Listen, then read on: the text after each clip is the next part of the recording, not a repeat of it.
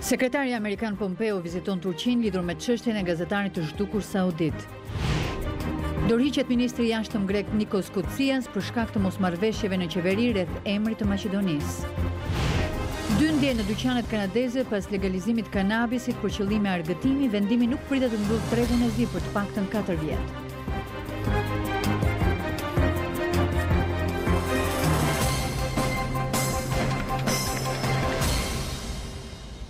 Mirëmbrëma dhe mirë se vini në programin e Zërit Amerikës Ditari, unë jam Menada Zaimi. Në këtë emision do të ndiqni opozita maqedonase nuk ka ndryshuar qëndrim lidhur me çështjen e emrit, pavarësisht letrës me përmbajtje mjaft kritike të ndihmës sekretarit amerikan të shtetit dërguar kreu të opozitës. Do të ndiqni edhe një intervistë me analistin për çështjet e Ballkanit, Shaban Murati, lidhur me debatin për ndryshimin e kufive të Kosovës me Serbinë.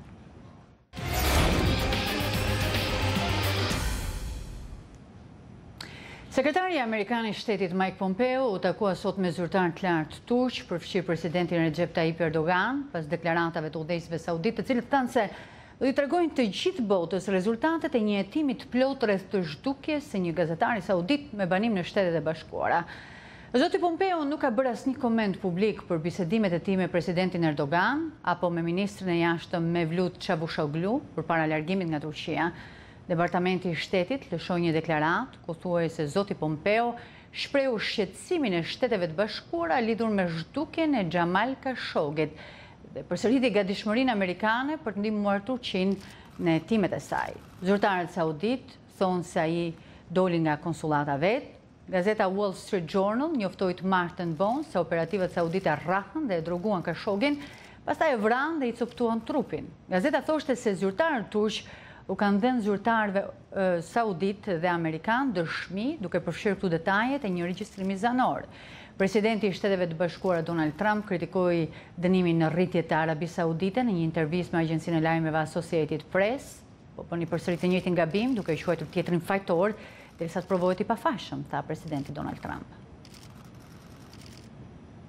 Ndërkohë, aktivistët për drejtat e njeriut dhe ligjvënësit amerikan kërkojnë që të merren masa ndëshkimore ndaj Arabisë Saudite nëse konfirmohet se autoritetet e Riyadit kishin gisht në zhdukjen e gazetarit. Ndjekim materialin e korrespondentes Sydney Sein. Presidenti Trump dërgoi këtë javë shefin e tij të diplomacisë Mike Pompeo për takime në Turqi dhe Arabinë Saudite për të ndriçuar ngjarjet lidhur me Khashoggin.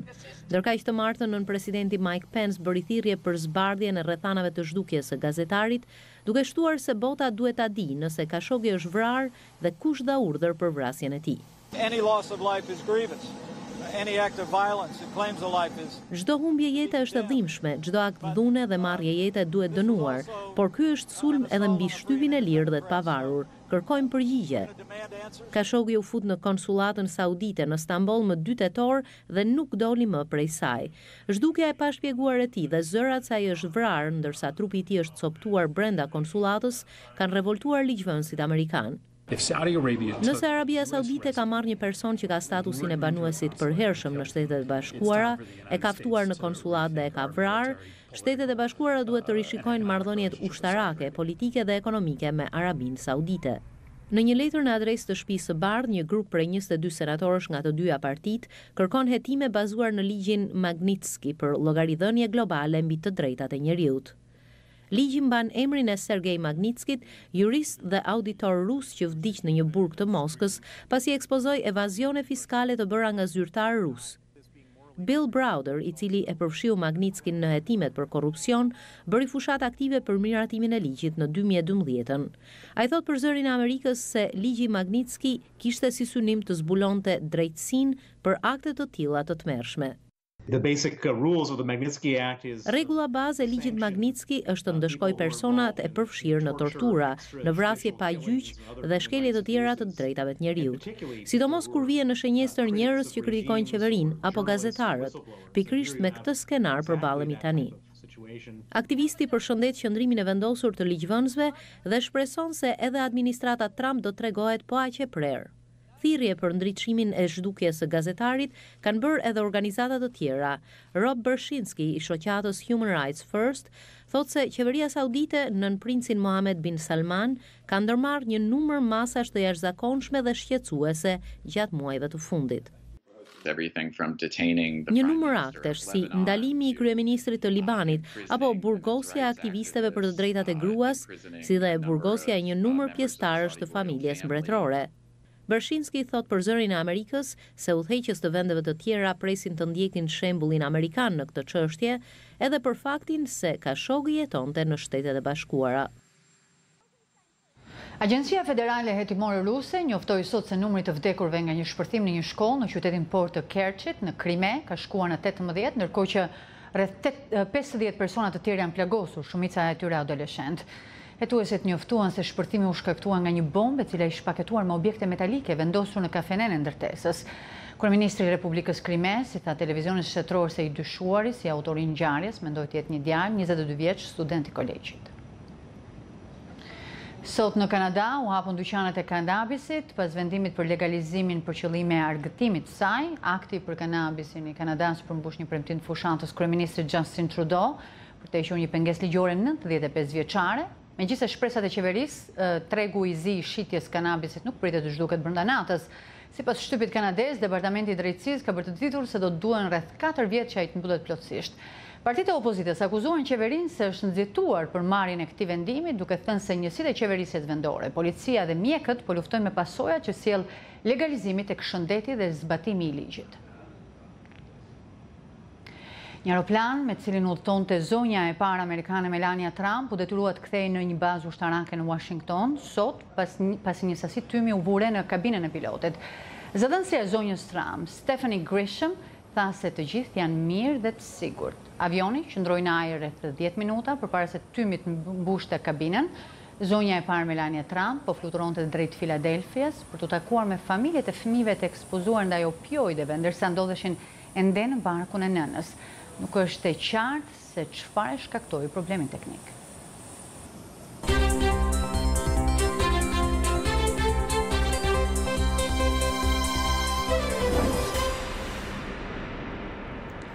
Ministri I jashtëm grek Nikos Kocias u largua sot nga posti për shkak të mosmarrëveshjeve në kabinet rreth emrit të Maqedonisë.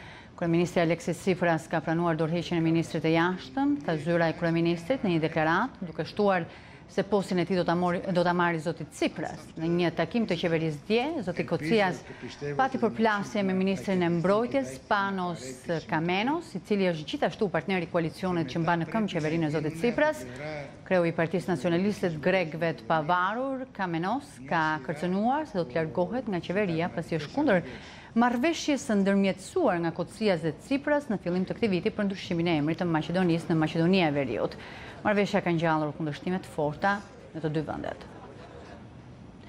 Letra me përmbajtje mjaft kritike ndihmës sekretarit amerikan të shtetit, dërguar drejtuesit opozitar Maqedonas Micovski për shkak të pengesave që ai dhe VMRO-ja po I bëjnë ndryshimit e emrit të Maqedonisë, duket se nuk po ndryshon mendjen e Micovskit dhe partisë së tij. Zoti Micovski e quan të vdekur marrëveshjen me Greqinë. Ndërkaq analistat mendojnë se kryenëshësia e VMRO-DPMNS mund të çojë vendin drejt izolimit. Ndiqni korrespondentin tonë Isak Ramadani. Donesov me odluka. Drejtuesi opozitar Maqedonas Hristian Mickovski I VMRO-DPMNS nuk ndryshon qëndrimin ndaj çështjes së emrit Maqedonisë pas letrës me tone mjaft kritike që dje ja dërgoi ndihmës sekretari amerikan I shtetit Wes Mitchell.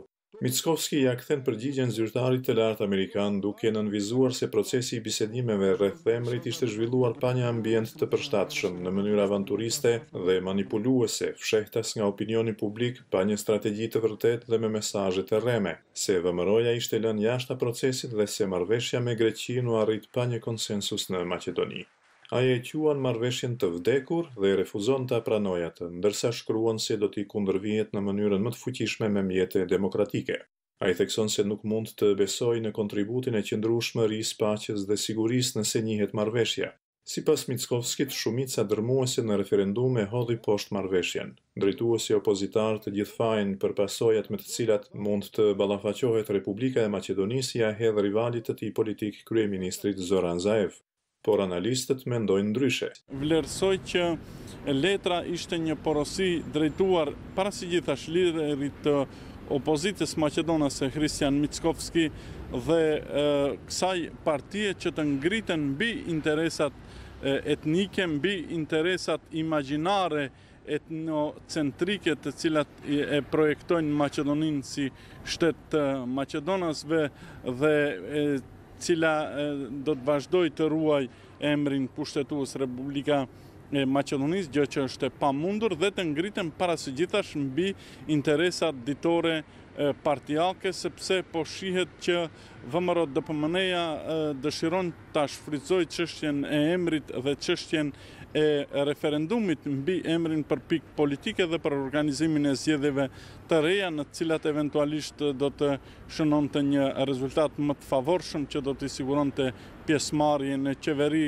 Aspekti i dytë i kësaj letre është një lloj konfirmimi të tezës se kjo marrëveshje është maksimumi që mund të arrihet si kompromis nga ana e Maqedonisë në negociatat me Greqinë. Dhe aspekti i tretë është që VMRO DPMN si parti opozitare ta vetëdijsojë në kuptimin që të mos mbajë llogari vetëm për një kast caktuar politike, mos mbajë llogari vetëm për figurat e saj të cilat të përbënin ish-kryesinë, por të ketë një sens, të ketë një kuptim për aspektin historik të kësaj marrëveshje, për investimin që është bërë si nga Shtetet e Bashkuara të Amerikës. Ndihmës sekretari i shtetit Wes Mitchell shprehte zhgënjimin për shkak të pengimit nga VMRO-ja ndaj zgjidhjes së plotë të çështjes së emrit të Maqedonisë, ndërsa i kërkonte drejtuesit opozitar maqedonas që të shmangë kërcënimet e dhunshme ndaj ligjvënësve të partisë së tij, të cilët do të votonin në parlament për ndryshimin e emrit përmes amendamenteve kushtetuese.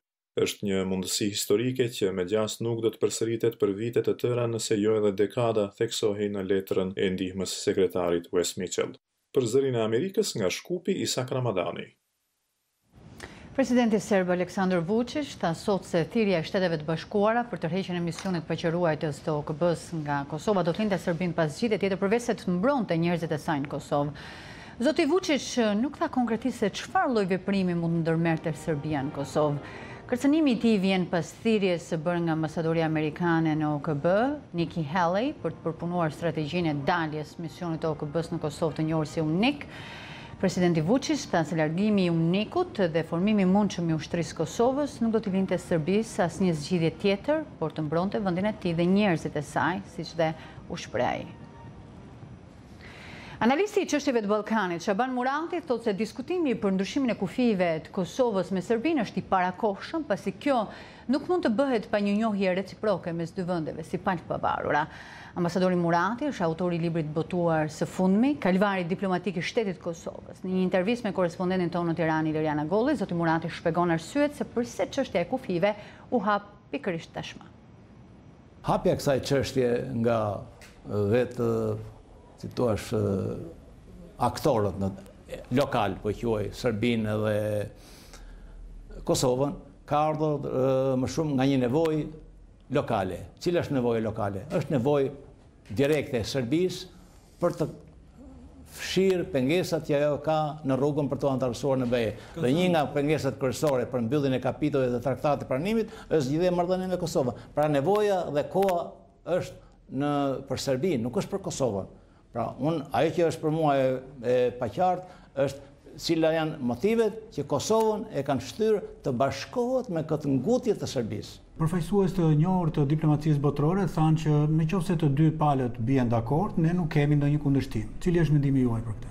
Qëndrimi i faktorit ndërkombëtar që zgjidhja midis dy palëve është një zgjidhje që ne do ta përkrajmë, është jo një alibi, por një përpjekje për ta lënë punën të eci deri në një farpike nga aktorët lokal, sepse faktori ndërkombëtar është i bindur që akoma nuk kemi marrëdhënie midis dy shteteve. Pra, derisa nuk kemi marrëdhënie midis dy shteteve, edhe faktori ndërkombëtar nuk mund ta pranojë një marrëveshje midis një province dhe një metropoli, siç është në këtë rast marrëdhënia Serbi-Kosovë nga ana e Serbisë. Nga krahu tjetër në Prishtinë, të dyja palët pro dhe kundra kësaj çështje janë në qëndrime shumë të palëvizshme. Cilat mendoni se do jenë pasojat e këtij rrugtimi? Unë mendoj që sido që të shkojë dinamika e përplasjeve ose polemikave, ka një pikë ku dy aktorët lokal nuk e ka përsejnë dot. Ajo që do të arrihet midis tyre ose ajo që mund të arrihet midis tyre mund të jetë, themi, një tratativë dy palëshe lokale, por e cila nuk mund të konsakrohet nëse ajo nuk sanksionohet nga Bashkimi Evropian dhe nga Shtetet Bashkuara të Amerikës. Është naive të besosh që kufit në Ballkan, midis dy shteteve, qoftë me dëshirën e tyre, qoftë pa dëshirën e tyre, do të jenë produkt i tratativave lokale në tavolinë. Ç'mendoni për transparencën e këtij debati? Natyrisht këtu nuk ka transparencë, në kuptimin që nuk flas në kuptimin publik, po transparenca është dhe që çdo projekt, çdo draft ose çdo ide e kësaj natyre që ka të bëjë me çështje etike e parashtrohen në qeveri, parashtrohen në parlament, parashtrohen në Këshillin e Sigurisë Kombëtare të Shtetit Përkatëse. Pra, nëse të gjithë këto çështje ose element të rëndësishëm vetëm i hidhen publikut edhe medjave, do thotë që është, si thua, më shumë një përpjekje për fituar kapital politik se sa një përpjekje për ta zgjidhur realisht problemin. Janë kaq të gjendshëm këto dy shtete fqinj për të mirë kuptuar në këtë pikë? Unë mendoj që ka një naivitet ballkanik për ndryshuar kufit e njëri tjetrit, sepse gjithë dhënësit ballkanik kanë dëshirë të prishin shtetet ballkanike. Nuk është hera parë që diskutohen kufit ballkanik. E ka bërë Miloševići me Tudjmanin, të cilët një restoran të Londrës në kartopicetat e shtruara në tavolinë bën hartën e ndarjes së Bosnjës. E ka bërë kryeministri i Maqedonisë Georgievski, i cili ngarkoi akademinë e tij të shkencave që hartoi një plan i cili ju dorëzua dhe akademisë tonë të shkencave për të ndarë dhe shkëmbyer territorë midis Shqipërisë dhe Maqedonisë. Tani dalim tek propozimet për të shkëmbyer territorat midis Shqipërisë edhe Kosovës. Unë mendoj që janë, si thua, lojra, unë i kam quajtur lojra rurale ballkanike, të cilat mendoj që jo nuk zgjidhin problemet, po më shumë, si thua, i bën pengesë njëri tjetrit për mentalitetin evropian, për mentalitetin e një integrimi real euroatlantik. Nuk mund të ketë integrim euroatlantik me oaze etnike. A i trembeni një efekt i zinxhirit të kësaj? Në Ballkan, hartat e krimit të shteteve, pra hartat politike, janë të tilla që japin shkas për eksplozione të karakterit etnik apo nacional.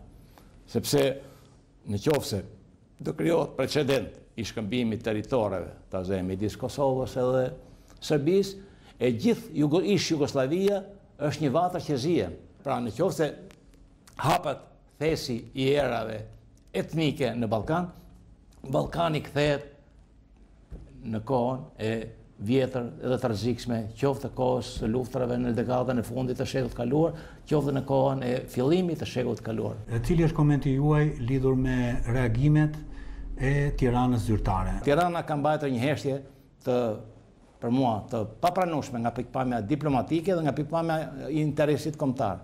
Tirana do të prononcohet në çdo hap të karakterit strategjik që ndërmerr Kosova ose që ndodh në raportet midis Serbisë dhe Kosovës. Është detyrë e saj e cila buron nga vetë kushtetuta e Shqipërisë. Cili do të ishte mesazhi ose cili do të ishte këshilla juaj mbas një përvoje kaq të gjatë për qarqet politike dhe diplomatike të Prishtinës në lidhje me këtë temë që është hapur në marrëdhënie me Serbinë?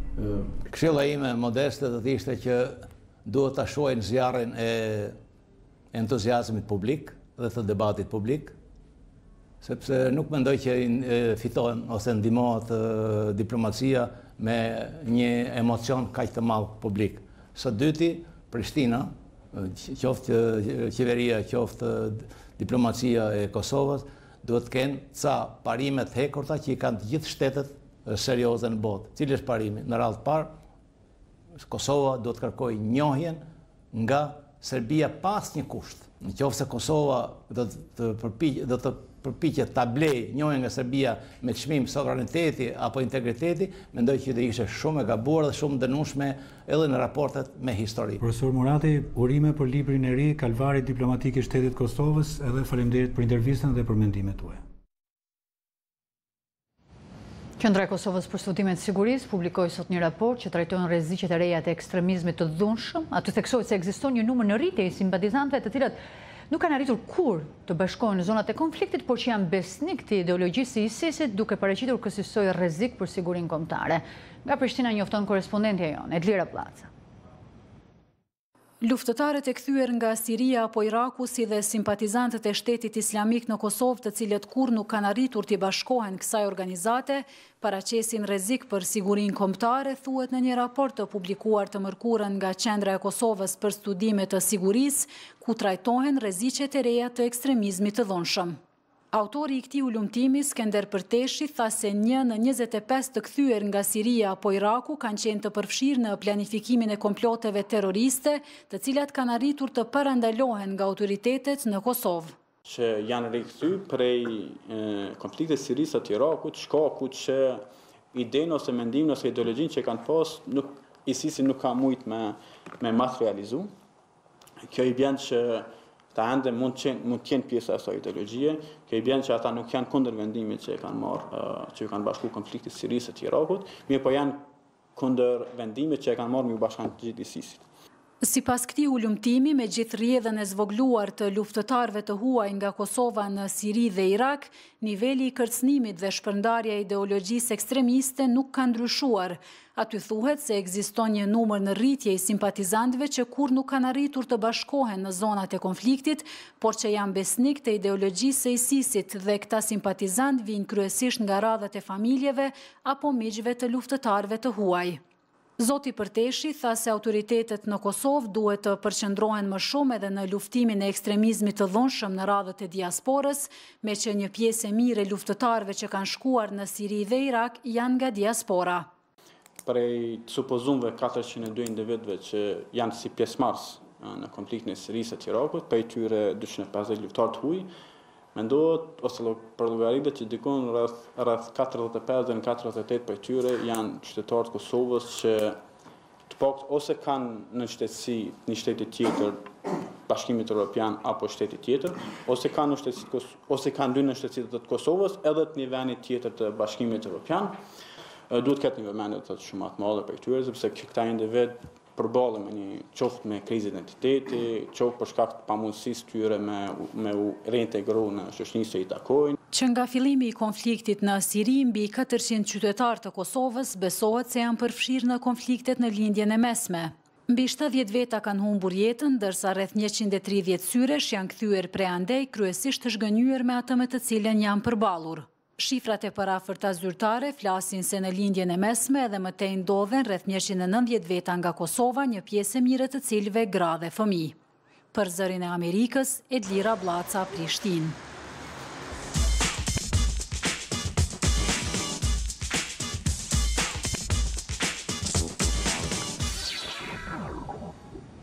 Besoj mbani mend 700.000 përfituesit e programit Dankat, periudhës presidentit Obama, një program që u mundsoi atyre të jetojnë dhe punojnë ligjërisht në Shtetet e Bashkuara, edhe pse ishin imigrant pa dokumente.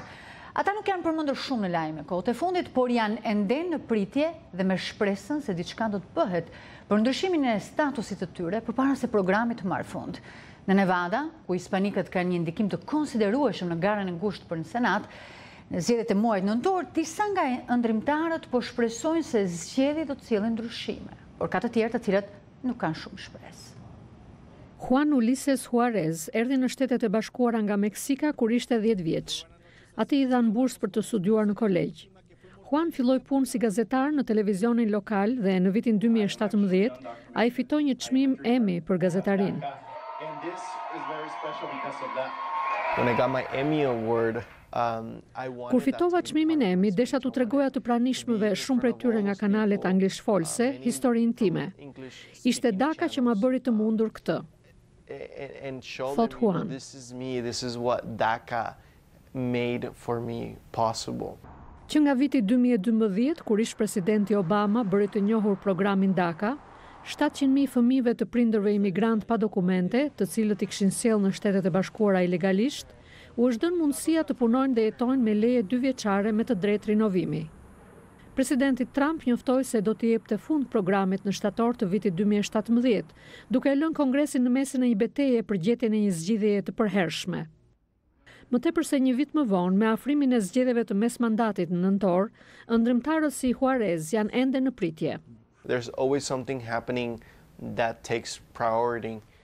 Gjithmonë ndodh diçka që ka përparësi dhe politikanët e harrojnë këtë çështje. Ajo është akoma në gjykat dhe mendohet se kështu do të zgjidhet. Për sa kohë që leja rinovohet, kjo nuk përbën urgjencë për politikanët, por në fakt statusi ynë mbetet I pazgjidhur. Për 13.000 përfituesit e Dakas në Nevada, zgjedhjet e vitit 2018 mund të sjellin një tjetër zhgënjim, por ato janë një shans që përpjekjet e tyre të dëgjohen. Banorët hispanik dhe latino të Nevadës, që përbën 29% të popullsisë së shtetit, janë duke i kushtuar vëmendje të madhe zgjedhjeve. Çështja është se familja ime, ajo e fqinjit rrezikohen. Unë ndoshta nuk prekem drejt për drejt nga kjo çështje, por unë kam merak për këta njerëz se ata janë pjesë e jetës sime, thot Alicia Contreras. Megjithse ëndrimtarët nuk votojnë dot, disa mendojnë se nuk humbasin gjë nëse përpiqen të nxisin njerëzit të dalin në votime. At least the generation I grew up, it was a lot of dismissing politics, saying that Brezi mendonte se vota e tyre nuk kishte rëndësi.